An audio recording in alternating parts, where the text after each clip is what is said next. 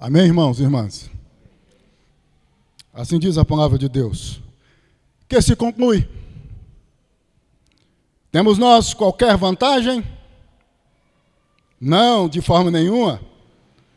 Pois já temos demonstrado que todos, tanto judeus como gregos, estão debaixo do pecado. Como está escrito, não há justo, nenhum sequer. Não há quem entenda, não há quem busque a Deus. Todos se extraviaram, a umas se fizeram inúteis. Não há quem faça o bem. Não há nenhum sequer. A garganta deles é sepulcro aberto, com a língua urdem engano. Veneno de víbora está nos seus lábios. A boca, eles a têm cheia de maldição e de amargura. São os seus pés velozes para derramar sangue. Nos seus caminhos, a destruição e miséria. Desconheceram o caminho da paz. Não há temor de Deus diante de seus olhos. O problema da imoralidade é um problema do ser. O problema da imoralidade é um problema do ser. Esse é o nosso tema. Deus amado, desejamos tão somente ouvir tua voz. Deste modo, pedimos que tu venhas em o nome de Jesus falar conosco.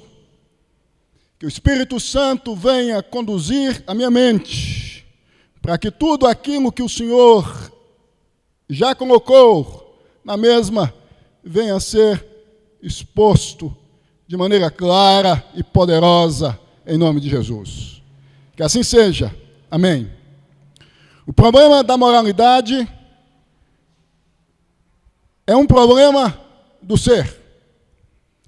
Meus irmãos e minhas irmãs, vocês sabem que nós vivemos em uma sociedade estigmatizada, marcada por imoralidades. Pecados dos mais variados: roubo, homicídio, prostituição e muitos outros. Isto fez com que sociólogos e psicólogos em todo o mundo passassem a buscar a resposta para a seguinte indagação: qual a causa do problema da imoralidade que envolve as relações humanas? Do fim do século XVIII em diante, psicólogos, psicanalistas, sociólogos, estudando a sociedade e principalmente as imoralidades que envolvem as relações humanas, chegaram a uma conclusão acerca da causa das imoralidades que envolvem as relações humanas: o meio, o ambiente.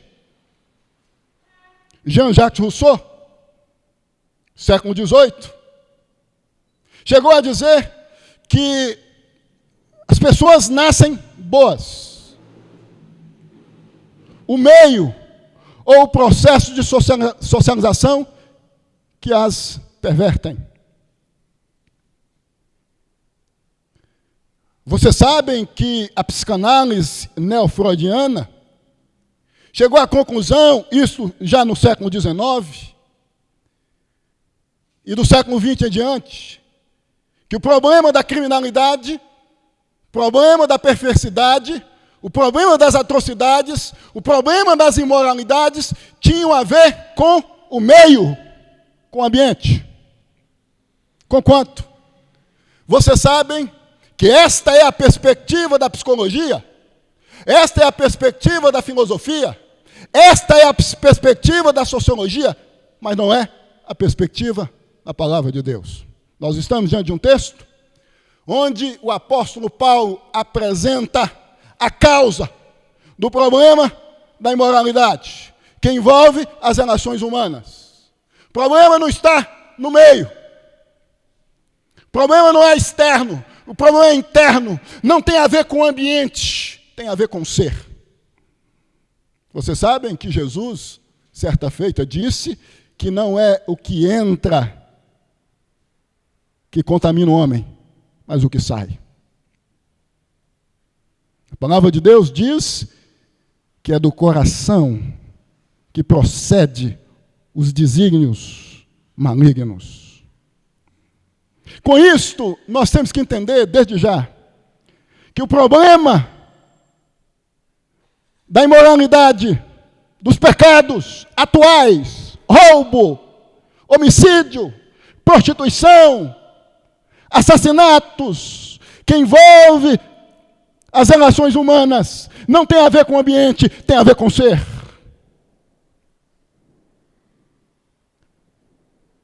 Se nós voltarmos a nossa atenção para a palavra de Deus, precisamente no Salmo 51, verso 5, nós vamos perceber exatamente isto. Se não, notem, vejam, Salmo 55, Salmo 51, verso 5. É um salmo de Davi. Davi diz: eu nasci na iniquidade e em pecado me concebeu minha mãe. Salmo 58, verso 3. Davi, mais um salmo de Davi, Davi diz: desviam-se os ímpios desde a sua concepção, nascem e já se desencaminham, proferindo mentiras. Então o problema da imoralidade, o problema do pecado, o problema das perversões que envolvem as relações humanas, não tem a ver com o meio, não tem a ver com o ambiente, tem a ver com o ser do ser humano, que é radicalmente depravado. Radicalmente depravado. As pessoas fazem o que fazem, matam, roubam, porque elas são más por natureza. Um indivíduo não se torna um homicida porque conviveu com um pai homicida. Um indivíduo não se torna um bandido porque conviveu com um pai bandido.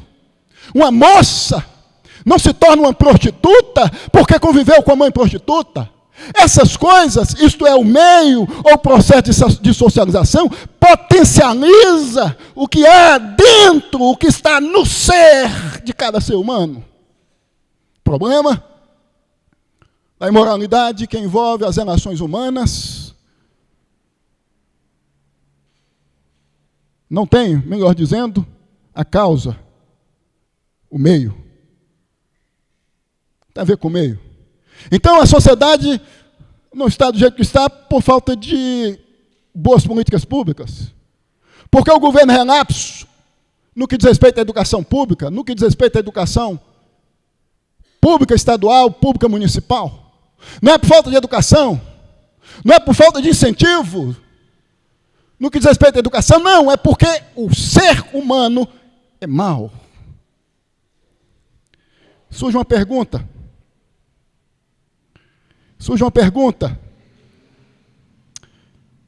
Mas por que o problema da imoralidade é um problema do ser? Nós já sabemos que um problema da imoralidade não tem o meio como causa, é o ser, tem a ver com o ser. Mas por que o problema da imoralidade é um problema do ser? Prestem atenção, em primeiro lugar, porque todos os homens estão sob a tirania do pecado. Os versos de 9 a 12 de Romanos 3 destacam exatamente isto. Se não, presta atenção. Que se conclui? Temos nós qualquer vantagem? Não de forma nenhuma, pois já temos demonstrado que todos, tanto judeus como gregos, estão debaixo do pecado. Como está escrito, não há justo nenhum sequer. Não há quem entenda, não há quem busque a Deus. Todos se extraviaram, a uma se fizeram inúteis, não há quem faça o bem, não há nenhum sequer. É certo que existe na teologia também o entendimento de que as pessoas nascem boas. Na teologia conhecida como pelagiana, por exemplo, já que Pelágio, o monge da Grã-Bretanha, que viveu no fim do século IV, ensinou que as pessoas nascem boas. O meio que as corrompem. As pessoas nascem boas. Não foi só uma percepção da filosofia. Na teologia, nós encontramos esse entendimento que não é bíblico. Por essa razão que Agostinho de Hipona combateu esse entendimento de Pelágio, dizendo, não, as pessoas não nascem boas. As pessoas nascem sob a tirania do pecado. Romanos 3, dos versos de 9 a 12, diz exatamente isto. As pessoas nascem totalmente depravadas. O meio potencializa o pecado que as envolve desde a concepção, como ressalta o Salmo 58, verso 3. No século, a fim de combater este entendimento de Erasmo de Roterdã, com o seguinte tema: nascidos escravos, reproduzindo o que a palavra de Deus ensina. As pessoas não nascem boas, elas não nascem com a capacidade de buscarem a Deus a partir delas, elas nascem pecadoras, elas nascem más. Os pecados atuais têm uma causa, o pecado original, a maldade que envolve a natureza humana. O homem é escravo do pecado, vive debaixo da tirania, do domínio, do poder do pecado. João Calvino, anos depois, precisamente em 1536, confeccionou uma obra, As Institutas da Religião Cristã, uma teologia sistemática, onde ele reproduz o pensamento de Agostinho, do final do século IV, onde ele reproduz o pensamento de Martinho Lutero, dizendo que de fato as pessoas nascem más, sob o domínio, sob a tirania do pecado. Elas são escravizadas, elas são dominadas, elas são dirigidas pelo pecado. Os pecados atuais, os homicídios, os assassinatos, tem a ver com o que o ser humano se tornou desde a queda de Adão, totalmente depravado, pecador. 1618, 1619, surge uma discussão na Holanda. Alguns teólogos, discípulos de um homem chamado Jacó Arminius, propõem a discussão a fim de questionar esse entendimento. 1610, anos antes de 1618 a 1619, eles haviam confeccionado um documento encaminhado ao parlamento holandês com o intuito de questionar este entendimento desenvolvido por Agostinho, desenvolvido por Martinho Lutero, desenvolvido por Calvino. Eles pretendiam fazer um debate, recorrendo às Escrituras, para ver se a visão desses homens estava correta. O debate aconteceu, como eu disse, de 1618 a 1619. Textos e mais textos da palavra de Deus, de ambos os testamentos, foram averiguados, do Antigo e do Novo Testamento. A conclusão foi: o homem nasce pecador. O ser do ser humano é corrupto. O homem é corrupto por natureza. Ele vive sendo escravizado pelo pecado. Essa foi a conclusão. Daí nasceu os cânones de Dort. Os afamados 5 pontos do calvinismo são extraídos deste tratado. Um dos pontos, dos 5 pontos do calvinismo, é a depravação total. É a depravação radical. O problema da imoralidade é um problema do ser, porque, em primeiro lugar, todos os homens estão sob a tirania do pecado. Sabem por que as pessoas matam? Sabem por que as pessoas roubam? Sabem por que as pessoas vivem de bordel em bordel? Sabem por que moças de 15, de 20, até de 13 anos se prostituem? Porque são descendentes de Adão. São escravizados pelo pecado. Nascem corruptas, nascem corruptos. A sociedade está do jeito que está, envolvida por imoralidades das mais diversas, porque o ser do ser humano é corrupto. Não tem a ver com o meio, tem a ver com o ser, não tem a ver com o que é externo, tem a ver com o que é interno, com a subjetividade. Jean-Jacques Rousseau estava errado. Até na filosofia, houve, por parte de um cientista político chamado Thomas Hobbes, o entendimento de que o homem no seu estado natural é mau. Hobbes foi um cientista político britânico que escreveu a grande obra, o Leviatã, onde ele diz que há necessidade do Estado presente na sociedade, com leis e com regras, porque se não houver o Estado com leis e com regras, sendo o homem o que o homem é, naturalmente, o homem acaba consigo mesmo. Por isso ele disse, o homem é lobo do homem. O problema do ser, o problema da imoralidade é um problema do ser, porque todos os homens estão sob a tirania do pecado. São escravos do pecado. Vivem pecando porque são escravos do pecado. É impossível não pecar. É impossível não encontrar na sociedade o pecado, imoralidades, porque os homens são escravos do pecado. Em segundo lugar, o problema da imoralidade é um problema do ser, porque não há a percepção, pela condição do ser pecaminoso, de como proceder em sociedade, cumprindo e respeitando as leis. Versos de 9 a 17. Parte final do verso 9, o apóstolo Paulo diz o seguinte: não há de forma nenhuma, pois já temos demonstrado que todos, tanto judeus como gregos, estão debaixo do pecado. Como está escrito, verso 10, não há um justo nenhum sequer. As injustiças existem, as maldades existem, porque o homem que é escravo do pecado, ele não consegue discernir majoritariamente o que é certo e o que é errado, o que é justo e o que é injusto. Daí a razão das injustiças na área da economia política, na área da economia privada. Daí a razão das injustiças no direito, na política, na sociedade de modo geral. Uma coisa está ligada à outra. Se o homem é escravo do pecado, se ele vive voltado ao pecado, porque ele vive sob a tirania do pecado, dificilmente este homem vai conseguir, por meio de políticas públicas, por meio da educação, sair dessa condição. Porque não tem a ver com meio. Não tem a ver com más administrações, politicamente falando. Tem a ver com ser. Sabem por que as pessoas são injustiçadas? São maltratadas?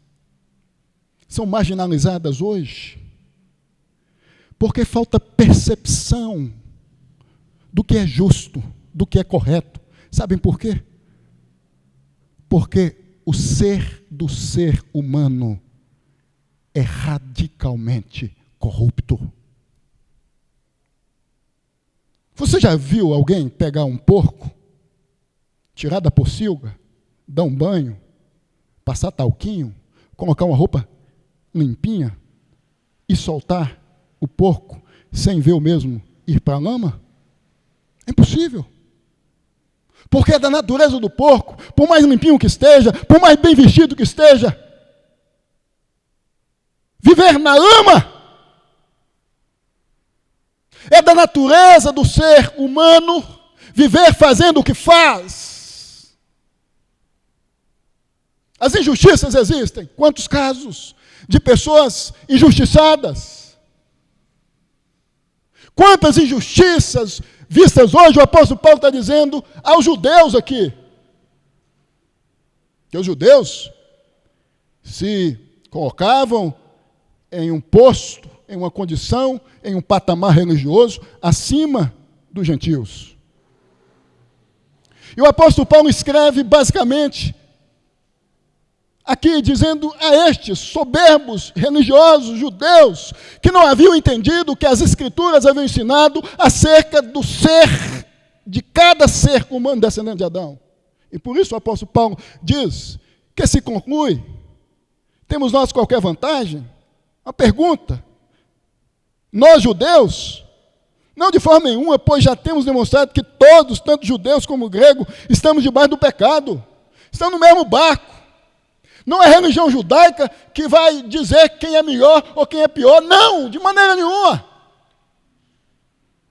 Todos estão no mesmo barco, na mesma condição. As injustiças, as imoralidades, as coisas que são injustas, socialmente falando, politicamente falando, porque todos estão debaixo da tirania do pecado. Não há um justo. Dizem que certa feita, o grande filósofo cínico, chamado Diógenes, resolveu sair com uma lanterna acesa durante a luz do dia. Alguém curioso indaga-o: Diógenes, o que fazes com a lanterna acesa em plena luz do dia? Eu estou à busca de um homem e de uma mulher justa. Ironicamente, ele estava dizendo: é impossível. Não há um justo. Não há um sequer. O problema da imoralidade é um problema do ser, em terceiro e último lugar, porque não há temor de Deus diante dos olhos dos homens, descendentes de Adão, verso 18. Paulo vai dizer: não há temor de Deus diante de seus olhos. Não há temor, não há medo de encontrar-se com Deus em um momento da história, porque isso vai acontecer com todos. Sabem por que as imoralidades? Sabem por que aos roubos? Sabem por que aos homicídios? Sabem por que a prostituição? Sabem por que as corrupções? Porque não há temor de Deus. A sociedade está do jeito que está porque não há temor de Deus pulsando no ser de quem vive distante de Deus, não buscando a Deus, afastado de Deus. Não há temor de Deus. Então nós, que conhecemos o Evangelho, nós não podemos ficar, por mais que venhamos a ficar chocados, perplexos, quando nós vemos alguém praticando o mal, um estupro, um homicídio, um assassinato, um roubo. É da natureza do homem. Eu não estou dizendo aqui que nós temos que nos acomodar, que nós temos que calar a boca, que nós não temos que denunciar. Não, eu estou dizendo que é impossível não presenciarmos tais coisas em uma sociedade onde majoritariamente os homens e as mulheres não temem a Deus. Paulo está dizendo: não há temor de Deus. Não há temor. Não há temor de Deus. São escravos do pecado. São corruptos por natureza. Eu concluo esta mensagem dizendo a vocês: ou prefeito de São Paulo, ou prefeito do Rio, ou prefeito de qualquer capital, ou presidente de qualquer país do mundo, promovendo boas políticas públicas, injetando dinheiro e mais dinheiro na educação. Não! O remédio é Jesus Cristo. O remédio é o Evangelho. Quando o Evangelho chega, quando Jesus chega, a mudança acontece, a transformação acontece. Os descendentes de Adão, todos aqueles que estão no primeiro Adão, vão viver sob a tirania do pecado, fazendo tais coisas majoritariamente. Só haverá mudança quando o encontro com o Evangelho, com Jesus acontecer. Os sociólogos, os psicólogos, os psicanalistas estão dizendo que tem a ver com o meio, estão dizendo que tem a ver com a educação, tem a ver com as favelas, tem a ver com os ambientes. Vamos tirar os indivíduos das favelas, porque isso vai fazer com que a criminalidade venha a diminuir. Não! Só Jesus Cristo, só o Evangelho é capaz de promover essa metamorfose, essa mudança. Só Jesus pode fazer um estuprador deixar de ser estuprador. Só Jesus pode fazer um homicida deixar de ser homicida. Só Jesus pode fazer uma prostituta deixar de ser prostituta. Só Jesus pode deixar de fazer um corrupto deixar de ser corrupto. Só Jesus. Só o Evangelho. É isto que Paulo quer mostrar aos judeus arrogantes presos à religião mosaica. Não tem a ver com seguir o ritualismo da lei cerimonial. Não tem a ver mais com matar bodes, com matar cabritos. Tem a ver com encontrar com Jesus Cristo por meio da fé e ser justificado. Por isso, nos capítulos, por conseguinte, ele vai falar exatamente isso. Ele apresenta o problema da imoralidade, o ser depravado, para depois mostrar o remédio, a cura, isto é Jesus Cristo. Sabe quem vai tirar o seu amigo alcoólatra, se você tiver do alcoolismo? O Evangelho. Sabe o que vai tirar a sua amiga se você tiver da prostituição? O Evangelho. Sabe o que vai tirar o seu amigo se você tiver ou um filho ou um pai do tráfico? O Evangelho. Não adianta colocar na melhor escola. Não adianta colocar no melhor bairro. Não adianta colocar na melhor cidade, no melhor estado, com a melhor educação. Não adianta, é só o Evangelho. É só Jesus Cristo que é capaz de mudar pessoas abruptas, como fez comigo, como fez com você e como faz com muita gente. Só Jesus. Só Jesus. Só Jesus. O problema do filho perdido não vai ser solucionado se o pai e a mãe não recorrer ao Evangelho, não se colocar diante de Deus, e de acordo com a santa e perfeita vontade de Deus. Jesus é um remédio. O que os políticos precisam entender, o que os psicólogos precisam entender, o que os psicanalistas precisam entender, o que os sociólogos precisam entender, que não está nas ferramentas da psicologia, que não está nas ferramentas da sociologia, que não está nas ferramentas das políticas públicas, está no Evangelho. Abraham Kuyper foi um filósofo cristão, estadista, político na Holanda, no século XX. Ele, diante do que havia tomado conta filosoficamente da consciência do homem ocidental, isto é, a ideia de que as pessoas nascem boas, o meio que as corrompem, disse o que Agostinho havia dito no final do século IV, o que Lutero havia dito no século XVI e Calvino no século XVI, o que os teólogos de Dort haviam dito em 1618, de 1618 a 1619, o que os puritanos haviam dito no século XVII, os teólogos calvinistas, que só haverá a solução para o problema da criminalidade na sociedade quando o Evangelho toma conta do coração das pessoas.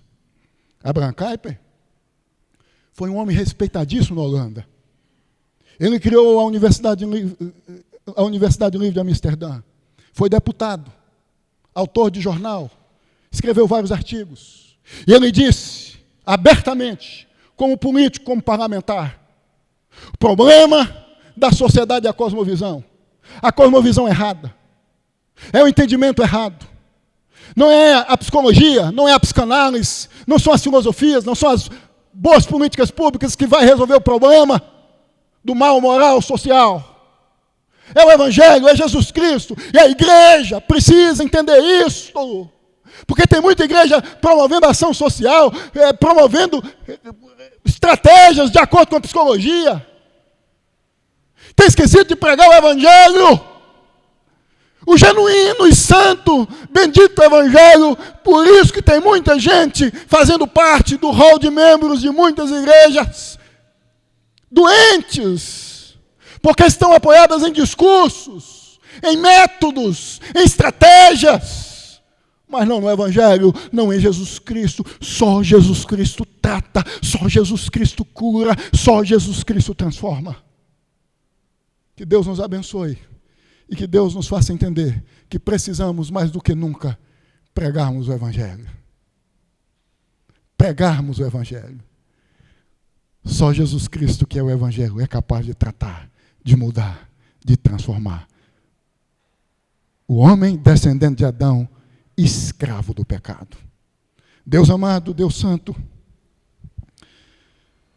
eu quero te agradecer pelo privilégio que temos de estarmos em Jesus, de termos sido alcançados pela graça do Senhor, de termos sido libertados das algemas do pecado, de podermos dizer não ao pecado hoje. Éramos como os demais que estão vivendo sob a tirania do pecado. Mas hoje, porque fomos alcançados pela graça do Senhor, podemos dizer não ao pecado, não. E sim a palavra do Senhor. Nos abençoe. Que assim seja, meu Deus, em nome de Jesus. Amém, amém.